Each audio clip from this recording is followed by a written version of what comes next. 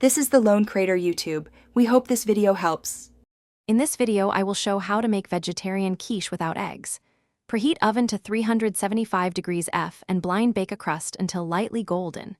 Use a tofu and chickpea flour custard for structure and creamy texture. Sauté vegetables, drain excess moisture, and layer them in the crust. Whisk plant milk with nutritional yeast, tapioca, and seasonings before pouring over veggies. Bake until center is set and edges are perfectly golden. In this video, I will show how to make vegetarian quiche without eggs. Combine firm tofu, chickpea flour, and plant milk in a blender until silky smooth. Stir in 2 tablespoons tapioca starch and let the mixture rest to hydrate flours.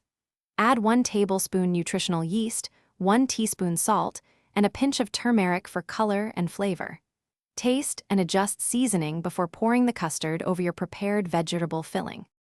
In this video, I will show how to make vegetarian quiche without eggs. Quick recommendation. If you like reading in the kitchen, my favorite pick is the new Kindle Paperwhite for bright, glare-free screens and long battery life, perfect for following recipes hands-free.